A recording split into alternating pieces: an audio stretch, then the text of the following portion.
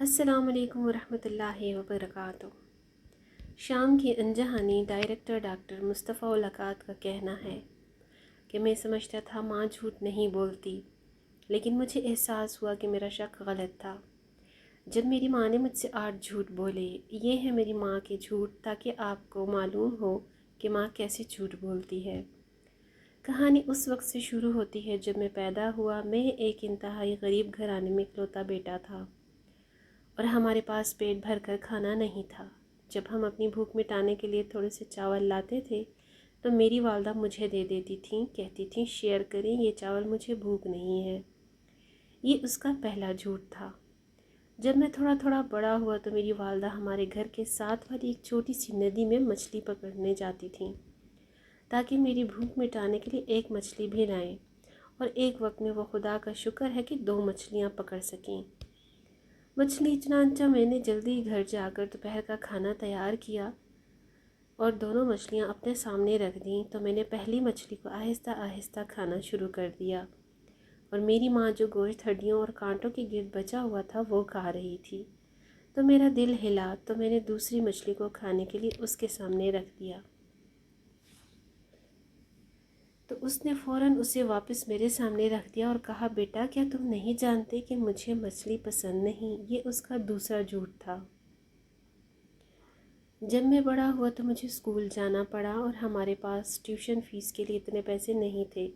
मेरी वालदा ने बाज़ार जाकर कपड़े की दुकान के मुलाजिम से इत्तेफाक किया कि वो घरों में घूमकर सामान की मार्केटिंग करेगी और औरतों के वो कपड़े पेश करते हुए सर्दियों की बरसात की रात उसे देर हो गई।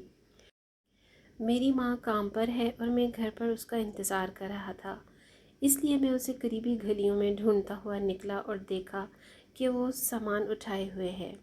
सामान और घरों के दरवाज़े खटखटाए तो मैंने उसे आवाज़ दी, माँ चलो घर चलते हैं क्योंकि देर हो रही है और बहुत सर्दी है और तुम सुबह से काम जारी रख सकती हो। मेरी माँ ने मुस्कुराकर मुझसे कहा, मेरे बेटे मैं थकी नहीं हूँ। ये उसका तीसरा झूठ था। एक दिन जब तालीमी साल के अख्ताम पर इम्तहान था, मेरी वालदा ने मेरे साथ जाने पर इसरार किया और मैं अंदर दाखिल हुआ और वो धूप की शदीद गर्मी में मेरे बाहर आने का इंतज़ार कर रही थी।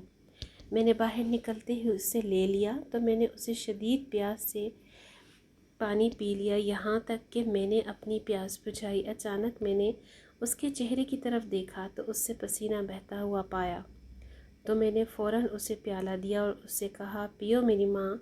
उसने जवाब दिया, ए मेरे बेटे पियो, मुझे प्यास नहीं है। ये उसका चौथा झूठ था।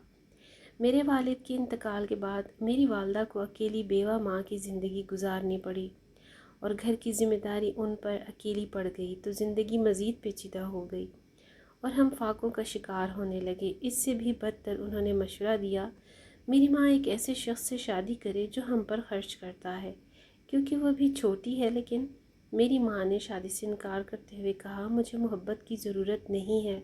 ये उसका पांचवा झूठ था। जब मैंने अपनी तालीम मुकम्मल की और यूनिवर्सिटी से फ़ारिग तहसील हुआ तो मुझे काफ़ी अच्छी नौकरी मिल गई और मैंने सोचा कि ये सही वक्त है कि मेरी वालदा आराम करें और घर के अखराजात की ज़िम्मेदारी मुझ पर छोड़ दें।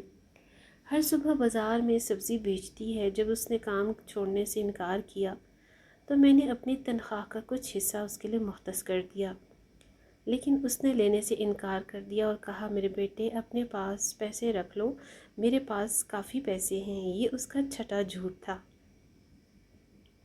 अपने काम के अलावा मैंने मास्टर डिग्री हासिल करने के लिए अपनी पढ़ाई जारी रखी और वाकई में कामयाब हो गया और मेरी तनख्वाह में इजाफ़ा हुआ।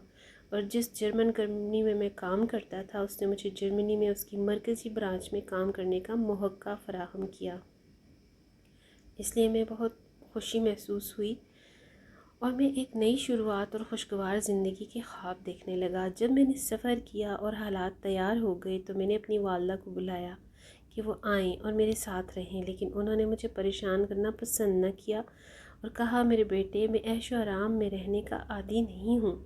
ये उसका सातवां झूठ था। मेरी वालदा बूढ़ी हो गई हैं और कैंसर की बीमारी में मुब्तला हो गई हैं और मुझे उनकी बीमारी के वक्त उनके साथ होना चाहिए था, लेकिन मैं अपने और अपनी प्यारी माँ के दरमियान क्या करूँ?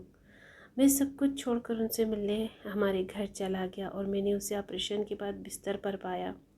جب اس نے مجھے دیکھا تو میری ماں نے مجھے مسکرانے کی کوشش کی، لیکن میرا دل جل رہا تھا کیونکہ وہ بہت کمزور ہو گئی تھی۔ میری ماں کو نہیں پتا کہ میں جانتا تھا میری آنکھوں سے آنسو بہہ نکلے، لیکن میری ماں نے کوشش کی مجھے تسلی دینے کے لیے۔ اس نے کہا میرے بیٹے مت رو کیونکہ میں درد محسوس نہیں کرتی۔ یہ اس کا 8واں جھوٹ تھا، اور مجھ سے یہ کہنے کے بعد اس نے اپنی آنکھیں بند کر لیں اور دوبارہ کبھی نہیں کھولیں۔